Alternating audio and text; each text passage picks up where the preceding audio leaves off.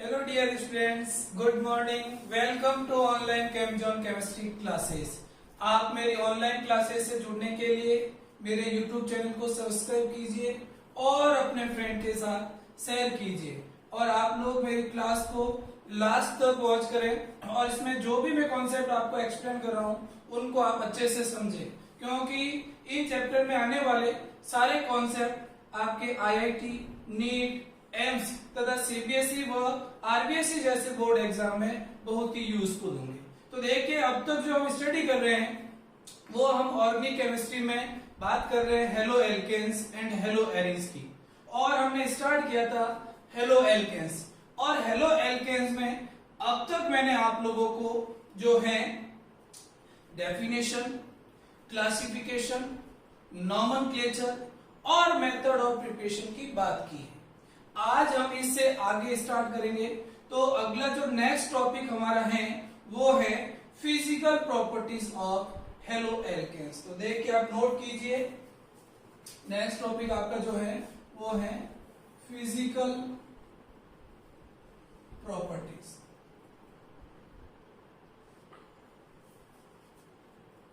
अब देखिए, physical properties में first of all we study about the physical state of haloalkanes. आज जो हम बात करेंगे सबसे पहले इसमें वो है आपकी physical state, physical state of halo alkane. देखिए, इधर आप लोग एक चीज ध्यान रखें कि जो आपके लोअर एल्किल हैलाइड्स होंगे, जैसे आपका मेथिल क्लोराइड है, मेथिल ब्रोमाइड है या एथिल ब्रोमाइड है, ये जो लोअर वाले तो आपके एल्किल हैलाइड्स है, ये ऑलवेज आपके गैसेस फॉर्म में प्रेजेंट होंगे। किसमें? गैसेस फॉर्म में। तो देखिए, इधर क्या कहा, lower alkyl halide present in form of gases, ये आपके जो है गैसेस फॉर्म में होंगे। और इसके एग्जांपल्स कौन कौन से? जैसे आपका मेथिल क्लोराइड हो सकता है, मेथिल ब्रोमाइड हो सकता है, आपका इथाइल ब्रोमाइड हो सकता है। तो ये जो लोअर मेंबर हैं वो सब आपके किस फॉर्म में होंगे? गैसेस फॉर्म में होंगे। एक चीज आप ध्यान रखें, इससे थोड़े हायर C18 तक वाले जो एल्किल हैलाइड होंगे, अप टू मतलब जो आपके C18 जो है कार्बन तक वाले जो आपके एल्किल हैलाइड हैं, C3 to C18 alkyl halide present in form of liquid, ये आपके ऑलवेज किस फॉर्म में होंगे? लिक्विड फॉर्म में होंगे। और आप एक चीज ध्यान रखें कि जो हायर एल्किल हैलाइड्स होंगे, मतलब जो C18 से ज्यादा कार्बन एटम वाले जो एल्किल हैलाइड्स हैं, तो अपन क्या कह सकते हैं? Higher alkyl halide present in form of solid. देखिए, इधर मैंने क्या कहा कि जो आपके लोअर एल्किल हैलाइड्स हैं, जैसे आपका मिथाइल क्लोराइड हो सकता है, मिथाइल ब्रोमाइड हो सकता है, इथाइल ब्रोमाइड हो सकता है। तो ये जो लोअर मेंबर वाले जो आपके एल्किल हैलाइड्स हैं वो ऑलवेज आपके जो हैं गैसेस फॉर्म में प्रेजेंट होंगे। और इनसे जो हायर मेंबर वाले हैं, जो C18 कार्बन तक वाले हैं, वो सब क्या होंगे? लिक्विड फॉर्म में होंगे। और जो हायर एल्किल हैलाइड्स हैं, मतलब ऐसे एल्किल हैलाइड्स जिसमें C18 से ज्यादा कार्बन एटम प्रेजेंट है, वो always present in form of solid. समझ में आ गई आप लोगों को फिजिकल स्टेट के बारे में? अब देखिए, फिजिकल स्टेट के बाद में हम जो इसकी कलर की बात करते हैं, किसकी बात करें? कलर की बात करें। तो देखिए, यहां पर एक चीज आप ध्यान रखें कि alkyl halides in pure form always colourless, मतलब जो एल्किल हैलाइड्स होंगे जो प्योर फॉर्म में जब होंगे तो ये हमेशा आपके क्या होंगे? कलरलेस होंगे। कैसे होंगे? कलरलेस। कब होंगे कलरलेस? जब ये प्योर फॉर्म में। But alkyl bromide and alkyl iodide expose in air in presence of sunlight, they are colourless. Colour देखिए, मैंने क्या कहा कि एल्किल क्लोराइड और एल्किल ब्रोमाइड को जब एयर में, सनलाइट में एक्सपोज किया जाता है तो ये कैसे हो जाते हैं? कलरफुल हो जाते हैं। और जो ब्रोमाइड है आपका वो वायलेट कलर देता है और जो आयोडाइड है वो आपका येलो कलर दे देता है। समझ में आ गया आप लोगों को कलर के बारे में? ठीक है। अब जो नेक्स्ट इसमें फिजिकल प्रॉपर्टीज में जो आपका इंपॉर्टेंट है वो है आपका बॉइलिंग पॉइंट। देखिए, इधर बॉइलिंग पॉइंट क्या है? तो हम बात करते हैं बॉइलिंग पॉइंट की।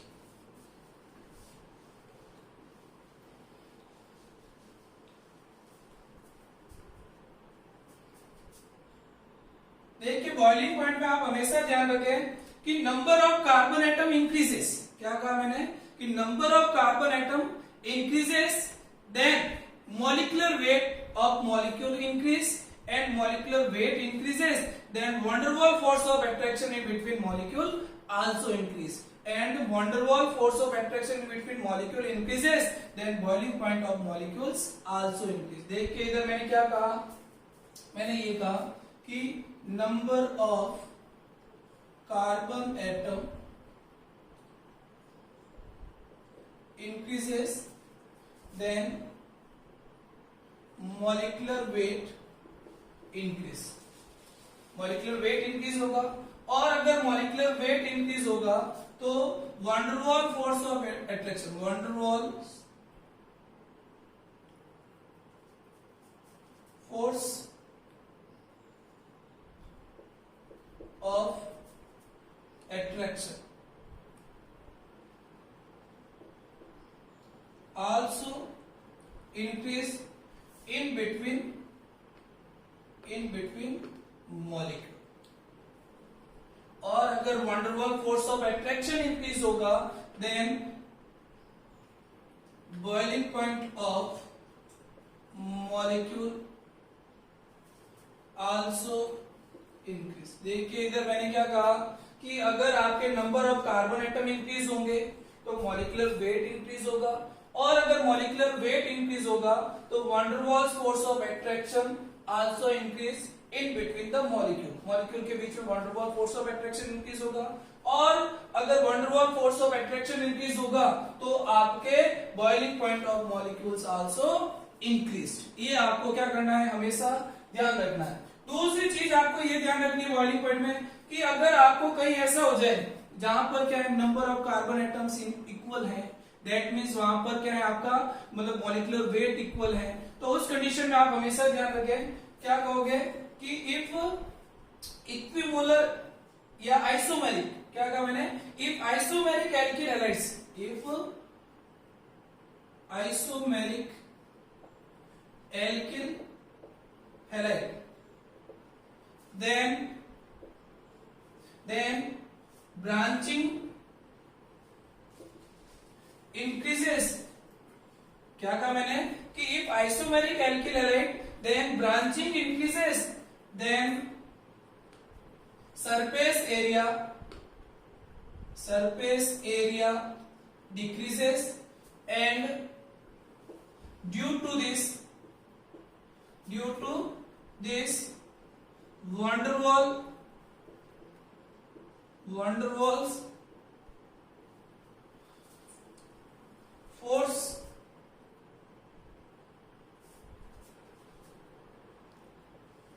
of attraction also decrease, और अगर van der Waals force of attraction decrease होगा then boiling point also decrease। देखिए इधर मैंने क्या कहा कि अगर आपका कोई आइसोमेरिक एल्किल हैलाइड है तो आपको उसमें हमेशा देखनी है ब्रांचिंग। क्या देखनी है, ब्रांचिंग।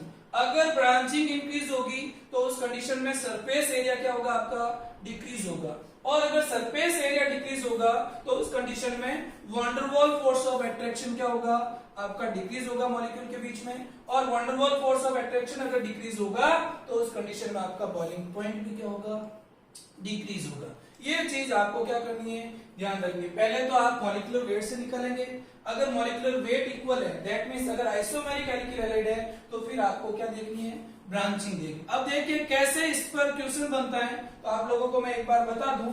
देखिए इधर ऐसे क्वेश्चन आपको आईआईटी, नीट, एम्स, सीबीएसई और आरबीएसई जैसे बोर्ड एग्जाम में पूछे जाते हैं, और वो क्वेश्चन क्या है, तो देखिए इधर मेरा जो फर्स्ट क्वेश्चन है वो ये है कि arrange the following compounds in decreasing order of boiling point. Question क्या है मेरा, देखिए इधर मैंने क्वेश्चन ये बोला है अरेंज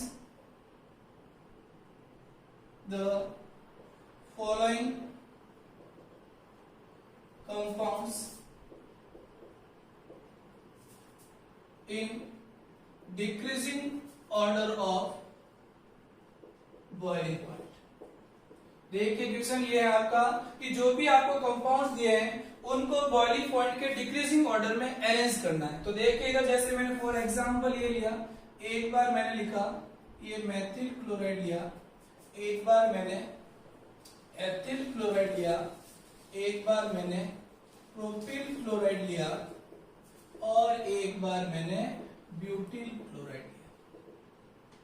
तो देखिए इधर यहां पर जो हेलोजन है वो तो आपका क्या है, कॉमन है, सब में हेलोजन क्या है, कॉमन है। यहां पर जो वेरी कर रहा है वो क्या कर रहा है, देखो number of carbon atom very हो रहा है। यहाँ नंबर ऑफ कार्बन एटम कितने हैं 1, यहाँ नंबर ऑफ कार्बन एटम कितने हैं 2, यहाँ नंबर ऑफ कार्बन एटम कितने हैं 3 और यहाँ नंबर ऑफ कार्बन एटम कितने हैं 4 है। तो देखिए इधर आप जब लेफ्ट टू राइट जाएंगे, क्या कहा मैंने, जब आप लेफ्ट टू राइट जाएंगे तो क्या होगा, नंबर ऑफ कार्बन एटम क्या हो रहा है, number of carbon atom increase हो रहा है। देखिए अगर number of carbon atom increase होंगे तो मॉलिक्यूलर वेट क्या होगा, इंक्रीज होगा। तो अपन क्या कहेंगे, मॉलिक्यूलर वेट इंक्रीज। अगर आपका मॉलिक्यूलर वेट इंक्रीज होगा then van der Waals force of attraction क्या होगा, इंक्रीज होगा। Van der Waals force of attraction क्या होगा, इंक्रीज होगा। अगर van der Waals force of attraction increase होगा that condition boiling point of molecule also increase. देखिए इधर मैंने क्या कहा कि अगर देखो इधर लेफ्ट टू राइट जाने पर क्या हो रहा है, number of carbon atom increase हो रहे हैं। अगर number of carbon atom increase होंगे that condition molecular weight increase होगा और अगर आपका मॉलिक्यूलर वेट इंक्रीज होगा तो van der Waals force of attraction increase होगा। किनके बीच में, मॉलिक्यूल के बीच में। समझ में आ गई। अगर van der Waals force of attraction increase होगा तो दैट कंडीशन उनको बॉयल करने के लिए आपको ज्यादा टेम्परेचर चाहिए। क्या चाहिए, ज्यादा temperature. That condition boiling point of the molecule increase. समझ में आ गई। लेकिन आपको जरूरी थोड़ी है कि हमेशा इस टाइप के क्वेश्चन दिए हुए हो। अगर आपको ऐसे क्वेश्चन दे दिए जिसमें मॉलिक्यूलर वेट क्या है, सेम है, तो ये क्वेश्चन अभी समझ में आ गया क्या आपको। देखिए नेक्स्ट एग्जांपल अपन और लेते हैं। तो ये एग्जांपल आपको समझ में आ गया होगा, नोट कर लीजिए। अब देखिए सेकंड एग्जांपल ले रहे हैं। तो देखिए सेकंड एग्जांपल क्या है, देखिए सेकंड एग्जांपल में ये ले रहा हूं। जैसे एक बार मैंने लिया ये आपका जो है एन ब्यूटेन लिया, ये एन ब्यूटिल क्लोराइड लिया, ये एन ब्यूटिल क्लोराइड है। एक बार मैंने ये लिया आइसोब्यूटिल क्लोराइड लिया और एक बार मैंने ट्राइब्यूटिल क्लोराइड लिया। देखिए इधर अब यहां इस एग्जांपल को आप देखेंगे तो इसमें सब में देखिए number of carbon atom equal है। यहां पर भी नंबर ऑफ कार्बन एटम कितने हैं 4, यहां पर भी कितने हैं 4, यहां पर भी क्या है 4 और यहां हेलोजन भी सब में क्या है, कॉमन है। इसका मीनिंग ये हुआ कि इन सभी कंपाउंड का मॉलिक्यूलर वेट क्या है आपका, सेम है, लेकिन इनकी स्ट्रक्चर क्या है, डिफरेंट डिफरेंट है। तो मॉलिक्यूलर वेट सेम लेकिन स्ट्रक्चर क्या हो, डिफरेंट डिफरेंट, तो वो सब क्या होता है, आइसोमर्स। क्या है, आइसोमर्स। इसका मीनिंग ये हुआ कि ये सब आपके क्या है, आइसोमेरिक एल्किल हैलाइड। क्या है, आइसोमेरिक एल्किल हैलाइड है और आइसोमेरिक एल्किल हैलाइड को उनके बॉइलिंग पॉइंट के डिक्रीजिंग ऑर्डर में अरेंज करना है। तो आप लोगों को मैंने एक नोट पॉइंट लिखाया अभी थोड़ी देर पहले, क्या कहा था कि if isomeric alkyl halides then branching increases, then surface area decreases and van der Waals force of attraction also decrease and boiling point of the molecule also decrease। तो देखिए इधर आप जब लेफ्ट टू राइट जा रहे हो तो देखिए नंबर ऑफ ब्रांचिंग क्या हो रही है आपकी, इंक्रीज हो रही है। क्या हो रही है, नंबर ऑफ ब्रांचिंग आपकी क्या हो रही है, इंक्रीज हो रही है। आप तो अपन क्या कह सकते हैं, लेफ्ट टू राइट जाने पर नंबर ऑफ ब्रांचिंग इंक्रीजेस। क्या हो रहा है, लेफ्ट टू राइट जाने पर नंबर ऑफ ब्रांचिंग इंक्रीज हो रही है। अगर नंबर ऑफ ब्रांचिंग इंक्रीज होगी तो सरफेस एरिया क्या होगा, सरफेस एरिया डिक्रीज होगा। अगर आपका सरफेस एरिया डिक्रीज होगा तो फिर क्या कहोगे, van der Waals force of attraction in between molecule decrease. तो क्या कहेंगे, van der Waals force of attraction in between molecule decrease। और अगर van der Waals force of attraction अगर डिक्रीज होगा then that condition boiling point of molecule also decrease. तो इसका meaning ये होगा, सबसे ज्यादा बॉइलिंग पॉइंट किसका है, फर्स्ट वाले का, फिर किसका है, सेकंड वाले का, और सबसे कम किसका है, थर्ड वाले का। तो देखिए ये डिक्रीजिंग ऑर्डर आ गया क्या। अब यहाँ आप इंक्रीजिंग और डिक्रीजिंग का भी ध्यान रखें। अब यहाँ तो देखिए क्वेश्चन में मैंने आपको डिक्रीजिंग ऑर्डर पूछा है, तो हमेशा क्या है, ज्यादा से कम की ओर, मोर से क्या लेस की ओर। देखिए इसका सबसे ज्यादा किसका बॉइलिंग पॉइंट है, फर्स्ट वाले का, फिर सेकंड वाले का, और सबसे कम किसका है, थर्ड वाले का। लेकिन अगर वो क्वेश्चन में इंक्रीजिंग ऑर्डर पूछता, आपको क्या पूछता, इंक्रीजिंग, तो फिर आपका जो ऑर्डर हो जाता वो क्या हो जाता, 3, 2, 1। मतलब क्या है, कम से ज्यादा की ओर आपको मूव करना है। समझ में आ गई आप लोगों को। तो किसी भी कंपाउंड में बॉइलिंग पॉइंट कैसे निकालते हैं एल्किल हैलाइड में, वो समझ में आया कि नहीं आया। क्या ध्यान रखोगे, सबसे पहले तो आपको ध्यान रखना है कि number of carbon atom increases, then molecular weight increase, and molecular weight increases then van der Waals force of attraction in between molecules increase, and that condition boiling point of the molecule also increase। और अगर आपका molecular wait कहीं पर same आ जाए, ऐसे compound दिए हुए, ऐसे एल्किल हैलाइड्स दिए हुए हैं जहां पर आपका मॉलिक्यूलर वेट क्या आ गया, सेम आ गया, तो वो एल्किल हैलाइड जो होंगे आपके, वो कौन से होंगे, आइसोमेरिक। तो उसमें हमने क्या कहा था कि if isomeric alkyl halide then number of branching increases, then surface area decreases, and surface area decreases then van der Waals force of attraction in between molecules decrease, and boiling point of the molecule also decrease। तो ये आपके सामने example है, समझ में आ गई आप लोगों को। अब देखिए एक और एग्जांपल लो, देखिए इधर इस बार जो मैंने एग्जांपल लिया उसमें मैं हेलोजन को वेरी कर रहा हूं। किसको वेरी कर रहा हूं, हेलोजन को। एल्किल ग्रुप अपना कॉमन रहेगा।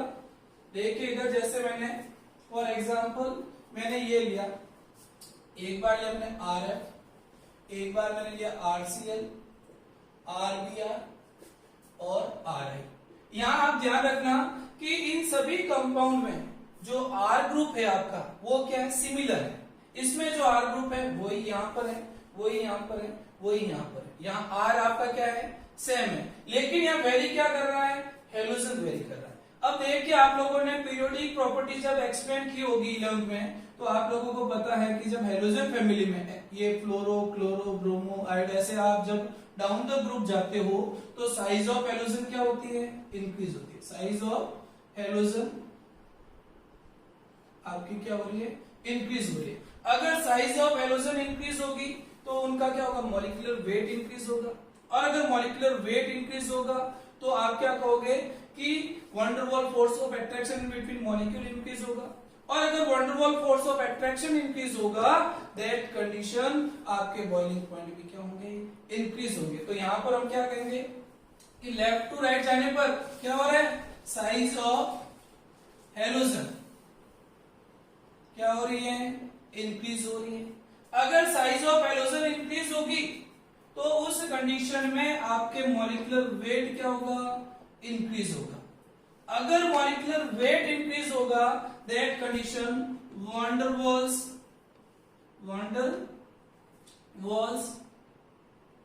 Force of attraction in between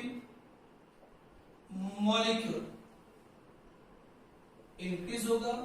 अगर van der Waals force of attraction in between molecule increase होगा then that condition boiling point of molecule also increase. देखिए आपको क्या समझ में आया, यहाँ पर मैंने क्या कहा कि यहाँ एल्किल ग्रुप क्या है, कॉमन है सब में। यहाँ वेरी क्या कर रहा है, हेलोजन। तो देखिए एक बार F है, एक बार Cl है, एक बार Br और एक बार I है। तो आप लेफ्ट टू राइट जा रहे हो तो साइज ऑफ हेलोजन क्या हो रही है, इंक्रीज हो रही है। अगर साइज ऑफ हेलोजन इंक्रीज होगी तो मॉलिक्यूलर वेट क्या होगा, इंक्रीज होगा। और अगर मॉलिक्यूलर वेट इंक्रीज होगा तो van der Waals force of attraction क्या होगा, इंक्रीज होगा। किसके बीच में? In between the molecules. तो उस कंडीशन में आपका बॉइलिंग पॉइंट भी क्या हो जाएगा? इंक्रीज हो जाएगा। तो इस टाइप के अगर क्वेश्चन आपको एग्जाम में मिले तो आप इजीली सॉल्व कर सकते हो। बस यहाँ ध्यान रखना कि अगर नंबर ऑफ कार्बन वेरी कर रहा है तो मॉलिक्यूलर वेट देखें, अगर आइसोमेरिक है तो फिर वहां ब्रांचिंग देखें, और हेलोजन वेरी कर रहा है तो आप मॉलिक्यूलर वेट देखें। समझ में आ गई आप लोगों को? ठीक है। अब देखिए इससे रिलेटेड, बॉइलिंग पॉइंट से रिलेटेड एक और क्वेश्चन है आपके, जो इंपोर्टेंट क्वेश्चन है। वो क्वेश्चन ये है कि हाइड्रोकार्बन्स मतलब saturated hydrocarbons having lower boiling point as compare to alkyl halide. देखिए क्वेश्चन क्या है मेरा, क्वेश्चन ये है, देखिए इधर क्वेश्चन ये है, isomeric alkanes having lower boiling point as compared to alkyl halide. Explain why. देखिए इधर क्वेश्चन को समझिए। क्वेश्चन क्या कह रहा है कि आपके कोई भी आइसोमेरिक एल्केन, आइसोमेरिक एल्केन का मतलब मीनिंग ये हुआ कि एल्किल हैलाइड और एल्केन दोनों का जो है मॉलिक्यूलर वेट ऑलमोस्ट क्या है? सेम है। क्या है? मॉलिक्यूलर वेट सेम है, फिर भी एल्किल हैलाइड के बॉइलिंग पॉइंट तो ज्यादा होते हैं और एल्केन के जो बॉइलिंग पॉइंट है वो कम होते हैं। ऐसा क्यों होता है? तो देखिए इधर सबसे पहले हम बात करते हैं एल्किल हैलाइड की। तो देखिए इधर सॉल्यूशन की बात करें इसकी, तो ये आपका क्या है? Alkyl halide. देखिए इधर ये एल्किल हैलाइड है। अब एल्किल हैलाइड में ये R एल्किल ग्रुप है और ये हेलोजन है, और ये एल्किल ग्रुप जो है उसमें कोई ना कोई कार्बन होगा। तो कार्बन की EN हेलोजन से क्या होती है? कम होती है। तो यहां तो क्या जाएगा? डेल पॉजिटिव, और यहाँ क्या जाएगा? Del negative. भैया हेलोजन की EN ज्यादा है तो इस पे डेल नेगेटिव, और इसकी EN कम है, इलेक्ट्रॉन एक्टिविटी कम है, तो इस पे क्या आ गया? पॉजिटिव आ गया। अब ये पॉजिटिव और नेगेटिव आ गया तो इस कंडीशन में यहाँ देखो चार्ज सेपरेशन हुआ। क्या हुआ? Charge separation. और जहां चार्ज सेपरेशन हो जाता है तो फिर ये बॉन्ड कैसा होता है आपका? Polar bond. कैसा? Polar bond. दैट मींस यहाँ कुछ ना कुछ डाइपोल मोमेंट आ गया। क्या आ गया? ये पोलर बॉन्ड क्यों हुआ? क्योंकि इस मॉलिक्यूल का कुछ ना कुछ क्या होगा? डाइपोल मोमेंट होगा, जो आपने 11th में स्टडी किया है। ठीक है। अब देखिए इस एल्किल हैलाइड के साथ जब दूसरा एल्किल हैलाइड मॉलिक्यूल आएगा तो देखिए इधर ये यहाँ पर भी डेल प्लस और यहाँ डेल माइनस। तो देखिए ये माइनस और प्लस के बीच में क्या जाएगा? अट्रैक्शन। इसी टाइप से एक और मॉलिक्यूल आएगा, तो जैसे ये RX, यहाँ डेल प्लस, यहाँ डेल माइनस, इनके बीच में क्या जाएगा? अट्रैक्शन। इसी टाइप से अगर देखो एक और मॉलिक्यूल आ जाए तो ये, तो देखिए इधर मैंने क्या कहा कि एल्किल हैलाइड में कार्बन और हेलोजन की EN क्या है? डिफरेंट है। अगर इनकी EN डिफरेंट है तो कार्बन पे क्या जाएगा? डेल पॉजिटिव, हेलोजन पे क्या जाएगा? Del negative. तो उस कंडीशन में यहाँ क्या होगा? Charge separation. और जब चार्ज सेपरेशन होगा तो ये बॉन्ड कैसा होगा? Polar bond. और जब पोलर बॉन्ड है दैट मींस यहाँ कुछ ना कुछ क्या है? डाइपोल मूवमेंट है। तो उस वजह से ये मॉलिक्यूल आपस में इनके बीच में क्या जाएगा? Dipole attraction. यहाँ क्या जाएगा? Dipole attraction. देखिए इधर क्या हुआ? मॉलिक्यूल के बीच में क्या आ गया? डाइपोल अट्रैक्शन आ गया। अगर मॉलिक्यूल के बीच में डाइपोल अट्रैक्शन होगा तो मॉलिक्यूल का क्या हो जाएगा? एसोसिएशन। देखिए यह मॉलिक्यूल का क्या हुआ? एसोसिएशन हुआ। सब मॉलिक्यूल आपस में क्या हो गए? कंबाइन हो गए। और जब मॉलिक्यूल का एसोसिएशन हो जाएगा तो उनको बॉयल करने के लिए आपको मोर टेम्परेचर की क्या होगी? रिक्वायरमेंट होगी। तो उस कंडीशन में इनके बॉइलिंग पॉइंट क्या हो जाएंगे? इंक्रीज हो जाएंगे। जबकि आपके जो एल्केन्स हैं, जैसे ये एल्केन है, तो इस एल्केन में यहाँ पर चार्ज सेपरेशन की पॉसिबिलिटी नहीं है। यहाँ चार्ज सेपरेशन नहीं हो सकता।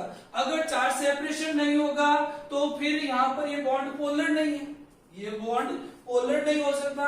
अगर पोलर बॉन्ड नहीं है तो यहाँ डाइपोल अट्रैक्शन नहीं होगा, और अगर डाइपोल डाइपोल अट्रैक्शन नहीं होगा तो मॉलिक्यूल का एसोसिएशन नहीं हो सकता, और अगर मॉलिक्यूल का एसोसिएशन नहीं होगा तो मॉलिक्यूल सब क्या रहेंगे, दूर दूर रहेंगे। दैट मींस एक दूसरे से क्या होंगे, फार होंगे, और एक दूसरे से जब दूर होंगे तो वो इजीली क्या हो जाएंगे, बॉयल हो जाएंगे, और इजीली बॉयल हो जाएंगे तो उनका बॉइलिंग पॉइंट क्या होगा, कम होगा। दैट मींस हमेशा अपन कहते हैं ना कि union is power of strength, जो है संगठन में क्या होती है, शक्ति होती है। तो देखिए जब ये आपस में सब जुड़ जाएंगे तो इनके बॉइलिंग पॉइंट क्या हो जाएंगे, इंक्रीज हो जाएंगे। इनको बॉयल करने के लिए आपको ज्यादा टेम्परेचर की क्या होगी, रिक्वायरमेंट होगी। तो इस क्वेश्चन का जो आंसर आपको समझ में आ गया, देखो आंसर कैसे लिखोगे कि isomeric alkenes having lower boiling point as compare to haloalkanes because, और फिर क्या कहोगे कि in alkyl halides carbon and halogen having different different EN. क्या कहा, in alkyl halides carbon and halogen having different different EN and due to this carbon atom gains partial positive charge and halogen atom gains partial negative charge,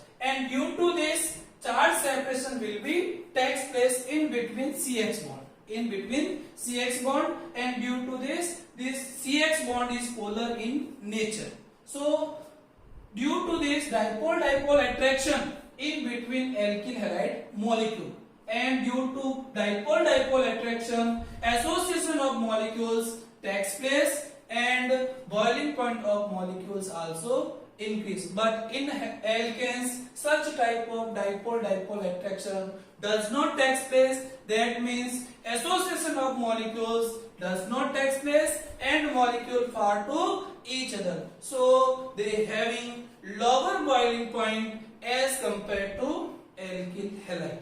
तो आप लोगों को boiling point समझ में आ गया क्या, बहुत ही इंपॉर्टेंट टॉपिक था अपना बॉइलिंग पॉइंट, समझ में आ गया आप लोगों को। तो बॉइलिंग पॉइंट कैसे आइडेंटिफाई करते हैं, आप लोगों को जो मैंने अब तक समझाया वो एक बार सुन लो।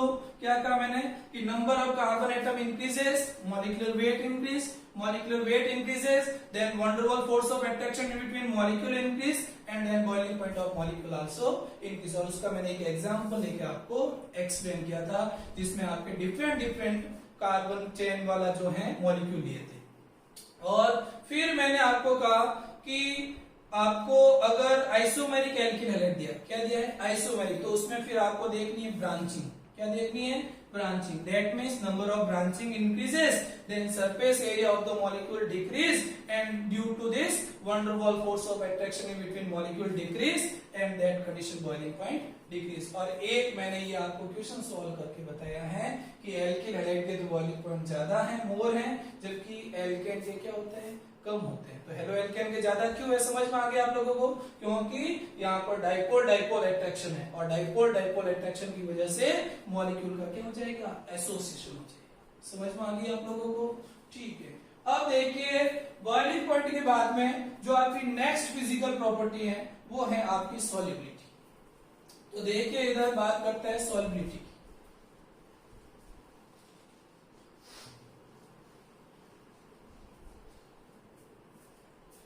देखिए इधर सॉल्युबिलिटी की बात करें,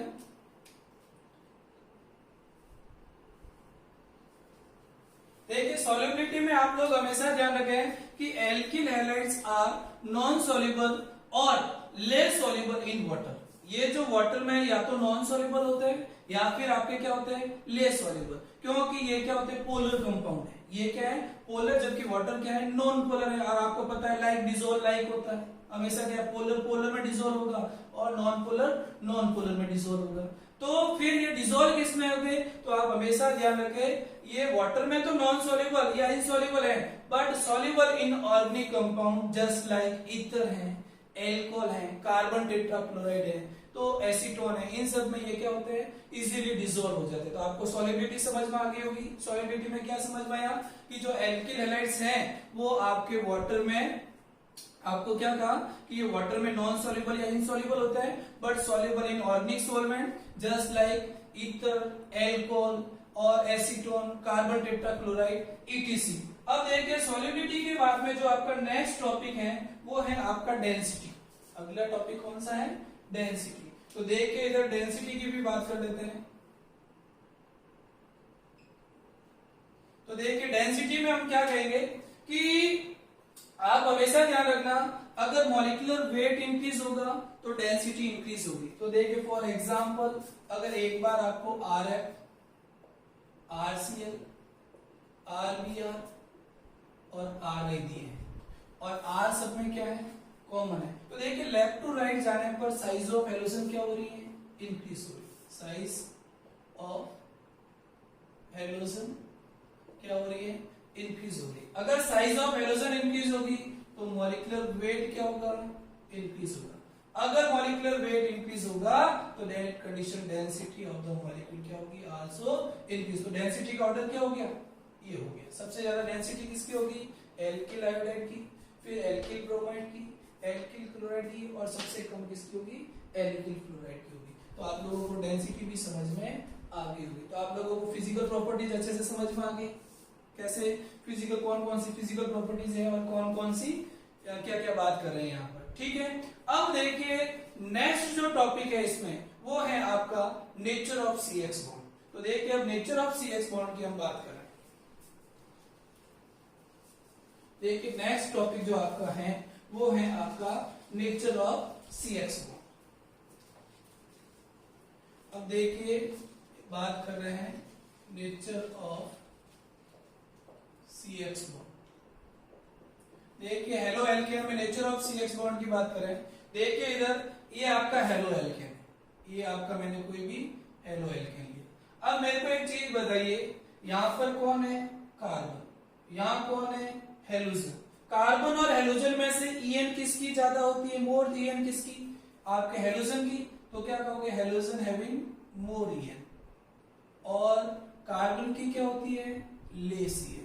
देखिए इधर समझना इस चीज को, क्या कहा मैंने कि कार्बन और हेलोजन में से हेलोजन की EN क्या होती है, मोर होती है, और कार्बन की EN क्या है, लेस है।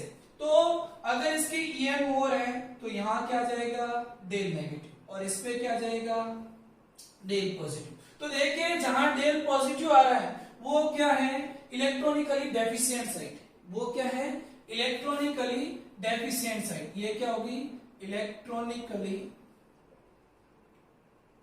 Deficient site.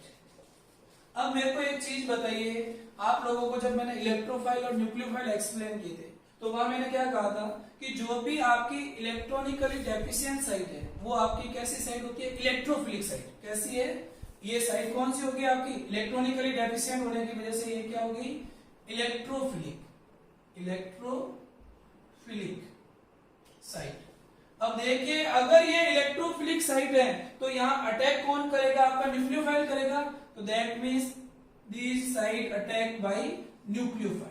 समझ में आ गया आप लोगों को मैंने क्या कहा कि देखिए कार्बन और हेलोजन में से मोर EN किसकी, हेलोजन की, तो इस पे तो डेल नेगेटिव आ गया, और इस कार्बन की EN क्या होती है, लेस EN, तो यहाँ क्या आ गया, डेल पॉजिटिव। और जहां डेल पॉजिटिव है वो क्या होती है, इलेक्ट्रॉनिकली डेफिशिएंट साइट होती है। और जो इलेक्ट्रॉनिकली डेफिशिएंट साइट है वो कैसी साइट है आपकी, इलेक्ट्रोफिलिक साइट है। और अगर इलेक्ट्रोफिलिक साइट है दैट मींस वहां इलेक्ट्रॉन की क्या है, कमी है, डेफिशिएंसी है, तो वहां अटैक कौन करेगा, न्यूक्लियोफाइल। और यहाँ क्या करता है, न्यूक्लियोफाइल अटैक करता है, और इसी वजह से ये न्यूक्लियोफिलिक सब्स्टिट्यूशन रिएक्शन भी देते हैं आपके, क्या देते हैं, न्यूक्लियोफिलिक सब्स्टिट्यूशन रिएक्शन देते हैं। अब देखिए इसमें एक चीज और समझिए, ये तो इसकी अटैक की बात होगी भी कौन सी इलेक्ट्रोफिलिक साइट है और कहां न्यूक्लियोफाइल अटैक करेगा क्या है। और एक चीज आपको और समझनी है कि ये जो एल्किल हैलाइड है, देखिए इधर इस एल्किल हैलाइड में यहां पर डेल नेगेटिव और यहाँ डेल पॉजिटिव क्यों है, क्योंकि अभी बताया था कि EN डिफरेंस है।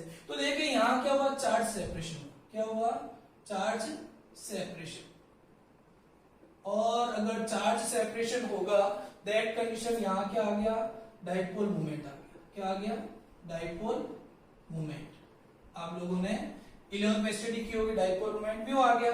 और अगर डाइपोल मोमेंट है तो इसका मतलब ये बॉन्ड की जो नेचर होगी वो कैसी होगी, पोलर। कैसी होगी, पोलर बॉन्ड हो गया ये, इसकी नेचर कैसी है, पोलर। तो आपको समझ में आ गया। दूसरी चीज क्या समझ में आई कि कार्बन पे डेल पॉजिटिव, हेलोजन पे डेल नेगेटिव है, तो इस वजह से क्या हुआ, चार्ज सेपरेशन हुआ। और चार्ज सेपरेशन होगा तो यहाँ कुछ ना कुछ डाइपोल मोमेंट होगा, और डाइपोल मोमेंट होगा तो ये बॉन्ड कैसा हो गया, पोलर हो गया। समझ में आ गई। अब देखिए आपको एक चीज और इसकी समझनी है, वो है इसका ऑर्बिटल व्यू। वो क्या समझना है, ऑर्बिटल व्यू। देखिए ऑर्बिटल व्यू क्या है, orbital view of haloalkanes. तो देखिए इसमें आप समझिए ये जो कार्बन एटम है, देखिए नंबर ऑफ सिग्मा बॉन्ड कितने हैं, 1 2 3 और 4। और मैंने स्टार्टिंग में आपको बताया था कि कोई भी ऑर्गेनिक कंपाउंड में अगर नंबर ऑफ सिग्मा बॉन्ड 4 है तो वो कार्बन एटम कैसा होगा, sp3 हाइब्रिडाइज्ड। कैसा होगा, sp3 हाइब्रिडाइज्ड। और आपको पता है हेलोजन के पास होता है p ऑर्बिटल के इलेक्ट्रॉन, ये p ऑर्बिटल के इलेक्ट्रॉन बनता है। तो देखिए यहाँ इसकी स्ट्रक्चर ऑर्बिटल व्यू की बात करें तो देखिए जैसे यहाँ हाइड्रोजन है सारे, जैसे ये मैंने हाइड्रोजन लिए, तो हाइड्रोजन का क्या होता है s ऑर्बिटल, और इस कार्बन का कौन सा sp3। तो ये जो बॉन्डिंग हुई वो कौन सी, sp3 s ओवरलैपिंग हुई क्या। तो देखिए इधर ऑर्बिटल व्यू की बात करें तो ये कार्बन का ये sp3 हाइब्रिडाइज्ड स्ट्रक्चर हो गया, ये sp3, ये कार्बन कौन सा है sp3 आपका। तो ये sp3 की शेप कैसी होती है, टेट्राहेड्रल। तो ये मैंने टेट्राहेड्रल शेप बना दी। अब देखिए इसके साथ कौन जुड़ रहा है, हाइड्रोजन। तो ये ओवरलैपिंग कौन सी होगी, sp3 s ओवरलैपिंग, इसी टाइप से देखिए यहां पर भी क्या है, हाइड्रोजन है, तो ये भी क्या हो गया, sp3 s ओवरलैपिंग। इसी तरीके से यहां भी क्या है, हाइड्रोजन, तो ये भी क्या हो गया, sp3 s ओवरलैपिंग। और यहां पर हेलोजन के पास क्या है, फील्ड p ऑर्बिटल है, तो ये क्या हो गया, sp3p ओवरलैपिंग। देखिए इधर क्या समझाया मैंने यहाँ पर कि यहाँ जो कार्बन एटम है वो कौन सा है, sp3। कौन सा है, sp3। अगर ये sp3 है तो देखिए इधर ये मैंने इसकी टेट्राहेड्रल शेप बनाई, और टेट्राहेड्रल शेप में इस sp3 से एक तो क्या हाइड्रोजन बॉन्ड बन रहा है, सिग्मा बॉन्ड बना रहा है ये, तो ये ओवरलैपिंग कौन सी होगी, sp3s ओवरलैपिंग। इसी टाइप से यहाँ क्या हो रहा है, sp3s ओवरलैपिंग, तो ये एक और सिग्मा बॉन्ड बन गया। यहाँ पर भी क्या है, sp3s ओवरलैपिंग, तो ये भी क्या बन गया, सिग्मा बॉन्ड। और इसी टाइप से आपका क्या होगा, ये जो है sp3p ओवरलैपिंग से ये भी क्या बना, सिग्मा बॉन्ड। तो total number of sigma bond कितने हैं, 4 है। समझ में आ गया कि आपको ऑर्बिटल व्यू जो है इसका अच्छे से, ठीक है। तो यहां तक आप लोग ध्यान रखना। अब नेक्स्ट क्लास में हम बात करेंगे केमिकल प्रॉपर्टी।